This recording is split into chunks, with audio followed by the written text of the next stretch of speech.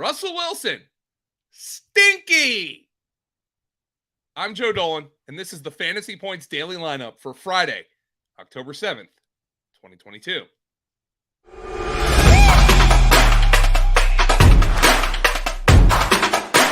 It's time for the FantasyPoints.com Daily Lineup. Staying on top of the latest news and updates around the NFL. Rise and shine, folks. We're taking the field. Here's your host, FantasyPoints.com's Joe Dolan.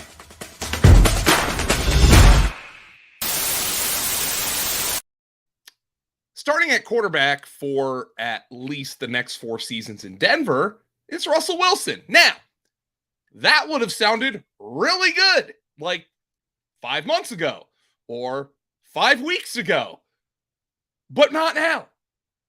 The Broncos lost an atrocious game to the Colts last night. You can tell I was yelling at my TV. I'm getting a little choked up here. With neither team scoring a touchdown in a 12-9 crap fest. It was the 4th time in 5 games that the Broncos, with Russell Wilson, failed to reach even 17 points scored. Meanwhile, Rusticles was atrocious in the game, going 21 of 39 for 274 yards and 2 interceptions, including an absolutely miserable one in the end zone when the Broncos had the chance to salt the game away. On the season, Wilson has just 4 touchdown passes to 3 interceptions, and by fantasy points per game, is currently the quarterback 20. I'm actually surprised it isn't lower than that.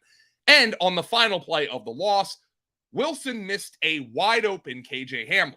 According to NFL Network's James Palmer, Hamler said, quote, "I could have walked in."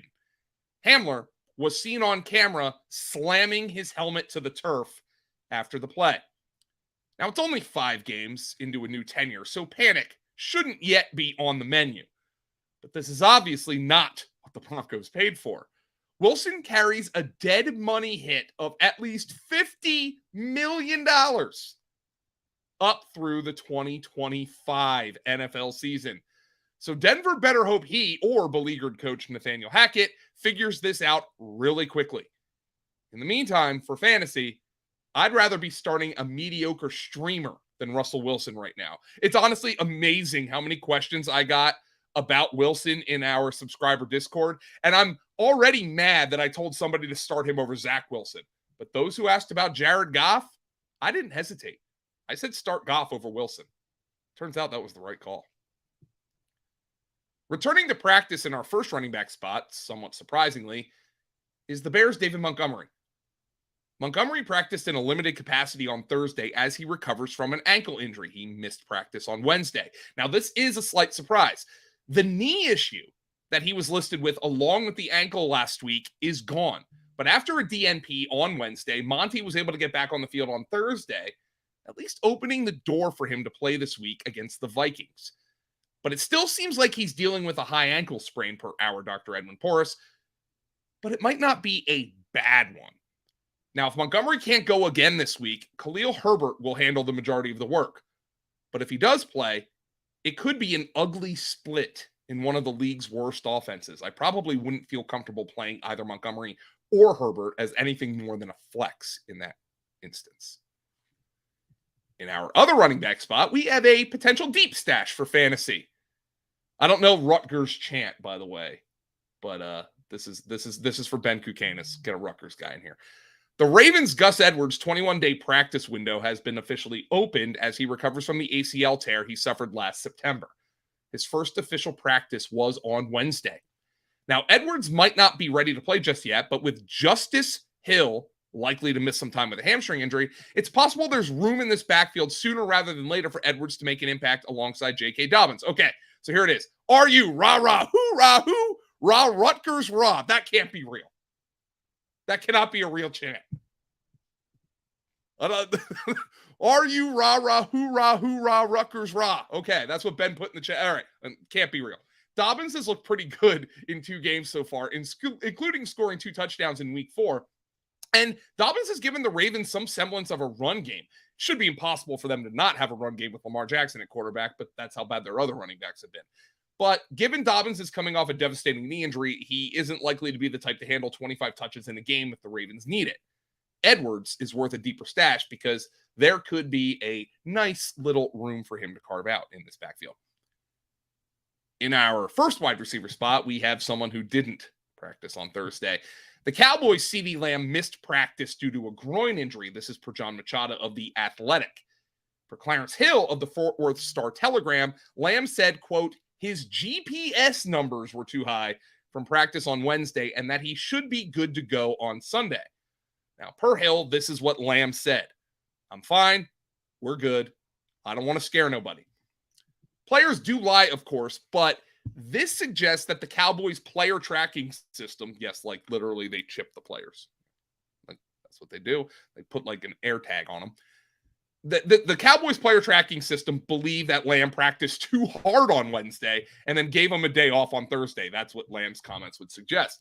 Now, for now, I wouldn't be worried and will consider him a wide receiver 1 in week 5 against the Rams, but we've got to see if he gets back on the field on Friday. That is currently what I am anticipating.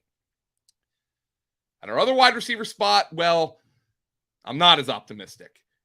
The Chargers' Keenan Allen remained sidelined at practice Thursday with a hamstring injury per Daniel Popper of The Athletic. Allen is looking doubtful to play in week 5 against the Browns, and this is trending toward a 4-game absence. Ergo, the Chargers could have put him on IR. Now, Mike Williams averages 3.4 fantasy points per game more in games Allen has missed since the 2020 season, and Josh Palmer is obviously a viable fill-in as well, though Palmer is also dinged up with an ankle injury. Palmer played a season-low 56% of the snaps in week 4 and was limited to just 1 catch as he played through the injury. It was good news that he was able to make it through the game against the Texans and is practicing in a limited fashion this week, but it's also possible he's severely hobbled and is just playing through the injury, a la Gabe Davis, because the Chargers are hurting in general at wide receiver with Allen unavailable and Jalen Guyton out for the season. So Palmer's not nearly as strong a fantasy option as he was before the injury. Still, he is a viable wide receiver 3, and the fact that he's practicing this week is good news. As for Keenan, I guess we'll see if we can see him in week 6. In our flex spot, well, we now know which of those wide receiver stashes in New York is the best one. That would be Juan Robinson. Robinson actually made the Giants trip across the pond to play the Packers, unlike Kenny Golladay and Kadarius Toney. Golladay is going to be out a while with an MCL sprain. We already know that. But what we learned just an hour or so ago, Toney is out with a hamstring injury.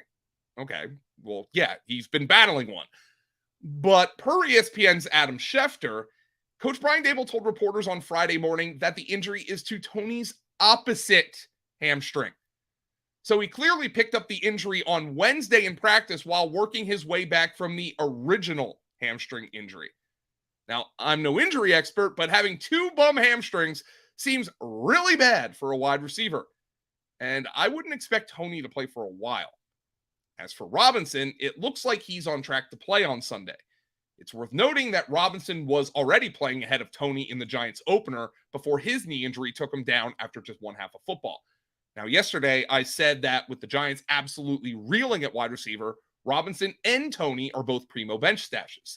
I mentioned that Toney is more gifted, but Robinson seemed to be the guy the staff trusted more in a limited sample. Well, given Robinson is the one who actually seems available to play football this weekend, the trust from the staff will continue. Robinson is worth a pickup in all leagues. I'm Joe Dolan. This has been another week of the Fantasy Points Daily Lineup, and it airs every Tuesday through Friday of the NFL season, giving you all a little bite-sized look at the news. Now, remember to like this video by hitting the thumbs up and subscribe to the Fantasy Points channel for the Daily Lineup and all of our other videos. This is obviously a huge undertaking, and we have really enjoyed bringing the videos to you. And nothing makes Ben Kukanis happier, outside of me mentioning Rutgers players, than you subscribing to the Fantasy Points channel. He gives us all a daily update on how many subscribers we have. Now, because the season is 1/4 of the way over at fantasypoints.com, we are 25% off.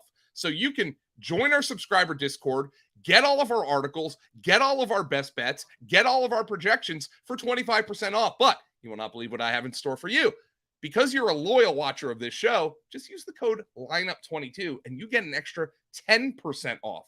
Our betting records at fantasypoints.com have been awesome. And if you tailed yesterday, well, you easily cashed the Alec Pierce over 33.5 receiving yards for the Thursday night special.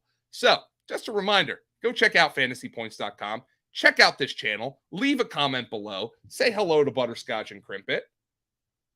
See him? Oh boy, Scotchy, she's twitching over there. Yeah, that's my Butterscotch and Crimpet. Crimpet's birthday was yesterday, by the way.